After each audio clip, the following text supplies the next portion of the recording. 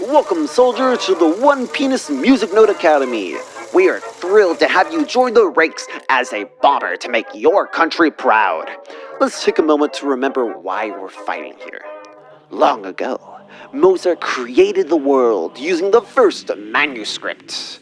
But a jealous Beethoven, went behind Mozart's back and made all the music note people super racist. Huh? Now, being music notes with one penis, we were obviously unaffected by this, already being perfect specimens, but those abominations of nature with multiple penises started bullying us until we had no choice but to go to war. So now it's up to you to take up the good fight for future generations of our one penis music note children. Alright class, settle down, settle down. It's time to go over basic training on how to be a bomber. Now, how our military works is that we have 3 divisions. First are our scouts, who find and relay the enemy's position. Sir, enemy spotted. Then we have map makers, who write down everything the scouts find. Enemy is moving to G quadrant. Got it. And lastly, those maps get sent to us to be interpreted so we can blow the enemy, to smithereens. Ah!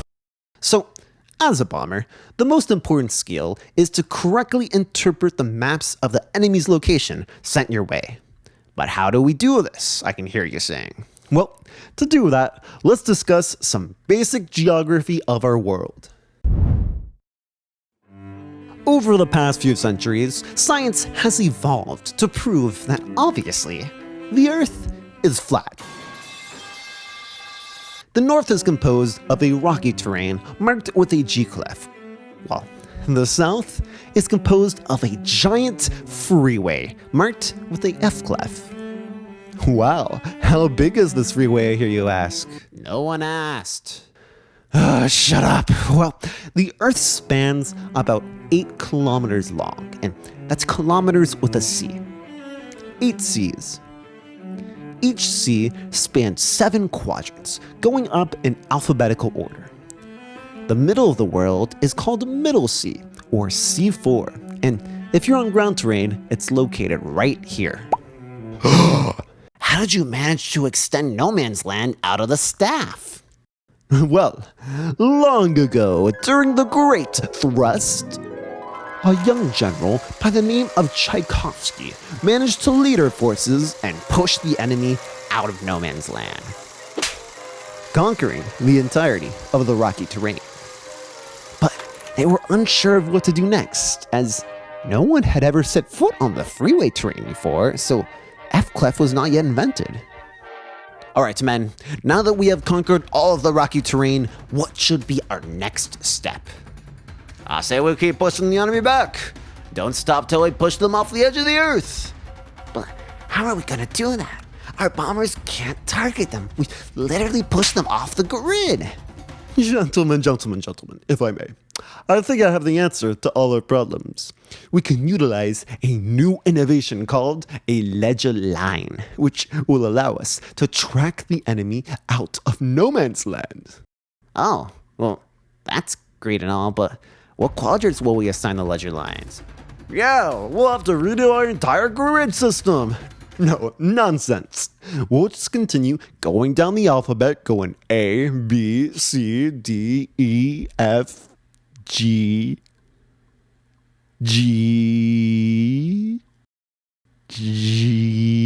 I actually no. I think that's the whole alphabet. We'll just go down A to G and then start over at A. Brilliant! Genius! Saved! Yes. All right. Now on to our next issue.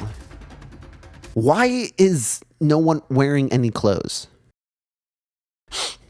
Wow, what a hero.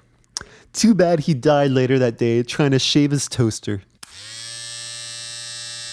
Anyway, Middle C is here on the rocky terrain. But if you look at the freeway terrain, C4 is actually up here on this ledger line. This means the quadrants are completely different from G clef to F clef. Psst, hey, don't worry. F clef is just the same as G clef, but everything is just 2 spaces down.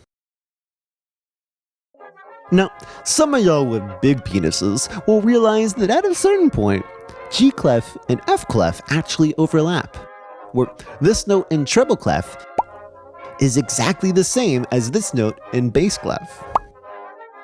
Yes, sometimes we advance so far that we push the enemy back into the freeway terrain.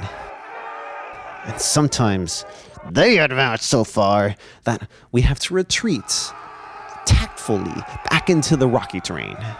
So it's important as a bomber to know when these overlaps happen so you don't accidentally bomb your fellow soldiers instead of the enemy.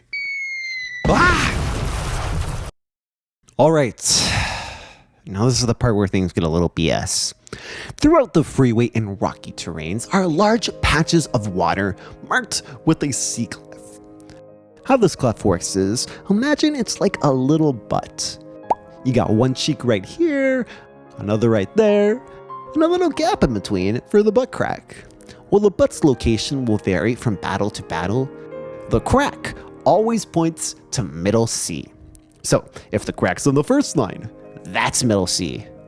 If it's on the third line, then that's middle C.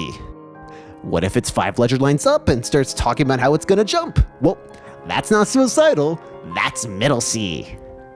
Now, you don't really need to memorize all the quadrants in C clef like you actually should for treble and bass clefs, but there are 2 things that you need to know. When the crack is on the third line, that's called alto clef. And on the fourth line, that's called tenor clef. And that's about it. That's all you really need to know for naval combat. The crack points to middle C, C4, and when it's on the third line, it's alto clef. Fourth line is tenor clef. So just to recap, class, the quadrants for G clef look like this, F clef looks like this, and we can use ledger lines to see middle C, C4, the equator of the Earth. Ground and freeway terrains overlap, so notes written like this and this are actually the exact same. And sometimes you'll see some naval warfare, so just look for the crack to find middle C and count the alphabet to success.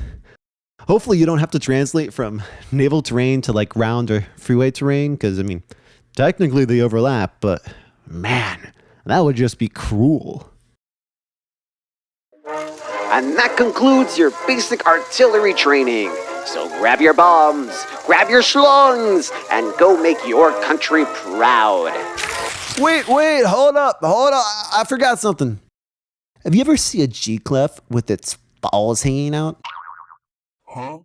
It means all the notes are actually being played an octave lower.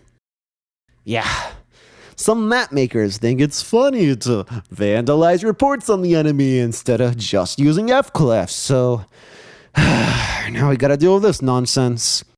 But with that, your little 12-year-old hand should be ready to handle our highest of powered explosives. Sir, we don't have any hands. What? Ah!